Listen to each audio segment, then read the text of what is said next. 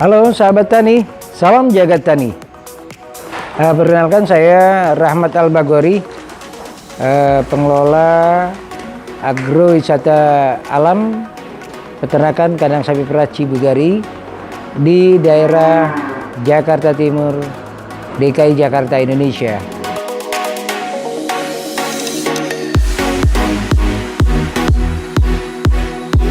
Sapi di sini adalah kita sapi perah ya. Sapi perah itu jenisnya satu, yaitu Friesian Holstein atau FH. Nah, jenis warnanya ya hitam putih. Susunya tergantung pakan sih Mbak. Kalau pakannya bagus, maka kualitas susunya juga bagus. Nah, kalau kita pakai daun jagung yang sudah kita fermentasi ya, dengan kandungan mineral, protein dan lain-lainnya Mbak. Sapinya ya kalau sapi perah keunggulannya ini dia produksi susunya lumayan banyak, beda dengan sapi potong ya. Itu dia kuantitinya itu lebih sedikit. Kalau pakan standar ya, pakan hijauan itu dengan hijauan itu ada rumput king grass, mau pakai daun jagung atau pakai rumput sawah ya, rumput menggala dan lain-lainnya. Dan ada konsentrat ya, yang terdiri dari ampas tahu, bungkil kelapa, ada juga mineral. Vitaminnya yaitu kandungan dari konsentrat ya. Konsentrat ada mineralnya juga. Kalau kita suntik untuk vitamin protein ya.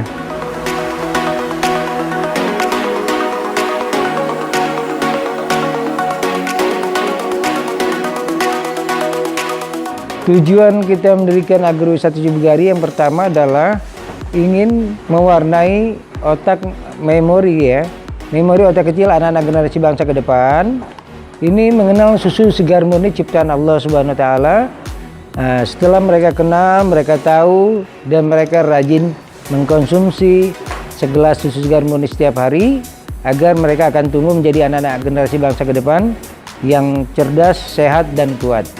Kalau rata-rata Jakarta dengan suhu udaranya yang beda ya, agak panas ya, itu kurang lebihnya rata-rata 10 liter per ekor per hari. Hujan dia agak naik ya, agak naik bisa di atas 10 liter. Ya kalau agak panas dia kurang ini ya, kurang nyaman. Tapi kalau sejuk, udara di pegunungan, nah itu sangat baik untuk pertumbuhan atau produksi susu sapi perah. Di Cibugari ini mayoritas ya, hampir 80-90% lah ya, itu kita distribusikan ke direct consumer, artinya konsumen langsung. Ada yang ke restoran, ada yang ke sekolah, ada juga yang ke perkantoran, ada yang juga perumahan.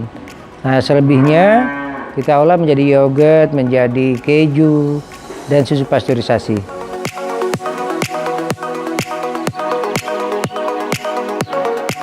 Pagi setelah pemerahan sekitar jam 7 pagi, kalau sore itu sekitar jam 3 sore. Iya, makanya 2 kali sehari, mandinya 2 kali sehari, merahnya juga 2 kali sehari.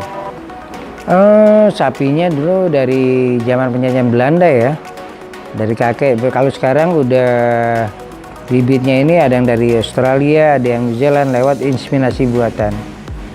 Itu produksinya Lembang sama Singosari. Pembibitan. Jadi straw-strawnya itu dibuatnya di Lembang, labnya sama di Singosari. Istirahat sapi-sapinya di jam 9 atau jam 10 pagi. Itu nggak ada yang boleh ada liputan, ada yang ganggu, sampai jam 2 siang. Agar nggak stres ya, kalau stres nanti produksinya turun. Iya, jam istirahatnya berkurang, maka kuantiti produksinya juga menurun. Sebetulnya susu yang baru diperah itu boleh langsung diminum, kecuali rantai dinginnya ya, misalnya dari proses pemerahan ada jeda waktu 1-2 jam. Nah itu harus dimasak dulu. Kalau langsung dari pemerahan itu lebih bagus untuk pengobatan kalau kita ada penyakit paru-paru ya, karena kita bersahabat dengan makhluk Allah ya, tentunya berkahnya ada. Kalau lebih untungnya itu ya sehat kita semuanya. kita dapat menyehatkan diri kita, keluarga, dan juga orang lain. Itulah keberkahan dari peternak sapi perah. Per tahun masih di bawah ini ya, di bawah 1 M lah. Artinya ya nggak terlalu ini, karena memang kita berbudidaya. Kalau kita berproduksi susu mungkin bisa mengejar target ya. Kalau ini enggak, kita kan ada masa pemerahan. Pemerahan kalau udah masuk bunting ke 7 bulan atau 4 bulan aja dia bunting, itu produksinya turun. 7 bulan di stop untuk tidak diambil susunya, kering kandang namanya. Yang jelas setelah melahirkan ya, kalau di sini kita umur 3 tahun baru kita kawinkan, setelah dia birahi ya rata-rata antara umur 4 tahun sampai 5 tahun baru kita bisa produksi susunya.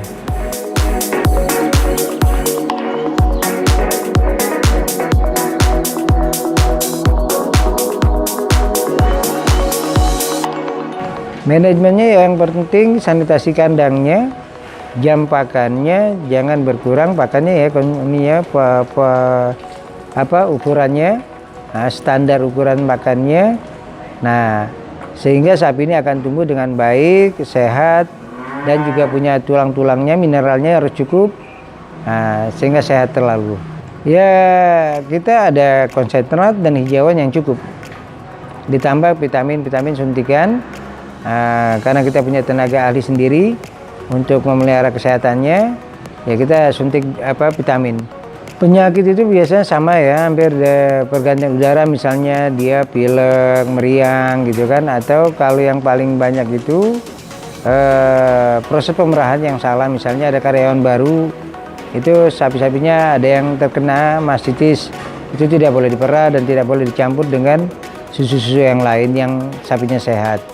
Penanganannya kita kasih obat ya, ada obat mastitis namanya, kemudian kita suntik antibiotik, dan susunya ini tidak boleh dikonsumsi oleh manusia setelah kita kasih antibiotik ya, karena dosisnya lebih tinggi dia.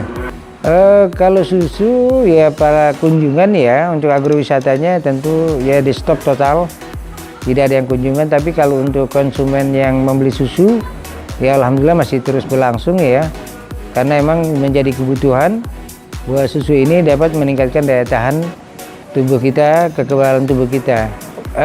Kita di sini di kandang per liternya kita 10.000 per liter. Ada beberapa macam, yogurtnya kita 10.000 per botol, kejunya 40.000 per 250 gram.